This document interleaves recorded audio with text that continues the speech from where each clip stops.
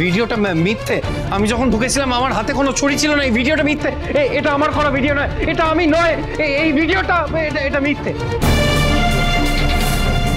আমি যখন ঢুকেছিলাম ওখানে একটা ছুরি মাটিতে পড়েছিল, আমার ওটা পায়ে লেগেছিল, আমি তখন হাতে তুলেছিলাম। এই ভিডিওটা মিথ্যে, এটা আমি করিনি, বিশ্বাস করো। অর্ডার।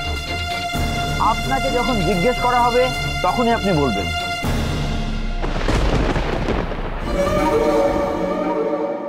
এটা হতে পারে না, এটা কিছুতেই হতে পারে না। অর্ডার।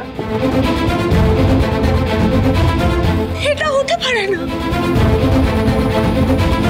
মিলর্ড, বিশ্বাস করুন, এই ভিডিওটা আমার রেকর্ড করা নয়, এটা মিথ্যে। এটা আমি এরকম কোনো ভিডিও রেকর্ড করিনি। আমার হাতে কোনো ছুরি ছিল না, আমি কারোর খুন করিনি। বিশ্বাস করুন, আমি কারোর খুন করিনি। এটা শুভ কি হলো? শরীর খারাপ লাগছে? শান্ত হয় একটু, নিজেকে শক্ত কর। এই ভিডিওটাতে তো স্পষ্ট বোঝা যাচ্ছে যে আদ্রিত রায় খুন করেছে। কি বিকৃত মানসিকতা, ফোনে আবার রেকর্ডিং করেছে। আরে বললো না আদ্রিত রায়ের মানসিক সমস্যা আছে, এটাই তো তার প্রমাণ। এরপরে আর সন্দেহ হয় নাকি যে আদ্রিত রায় আসল খুনি? অর্ডার। ইওর অনার, এই ভিডিও দেখার পর আর কি কোনো সন্দেহের অবকাশ আছে যে অভিযুক্ত মিস্টার আদ্রিত রায় খুনি? আমি আশা করব মহামান্য আদালত অভিযুক্তের জামিনের আবেদন খারিজ করে দিয়ে অপরাধীকে কঠিন শাস্তি দেবে।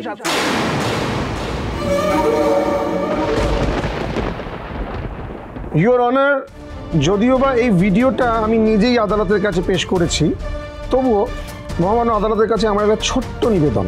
এই ভিডিওটার উপর কতটুকু ভরসা করা যায়? যেখানে এই ভিডিওতে দেখা যাচ্ছে যে আদ্রিত রায় ছুরিটা শুধু বসিয়ে দিলেন, তারপর কি হলো, যে আগুনটা লেগেছিল সেটা কিভাবে লাগলো তাও তো প্রমাণ হলো না।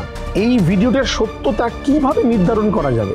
যেখানে আমার ক্লায়েন্ট আদ্রিত রায় নিজের মুখেই বারবার বলছেন যে এই ভিডিওটা ঠিক নয়, মিথ্যে, ফেক।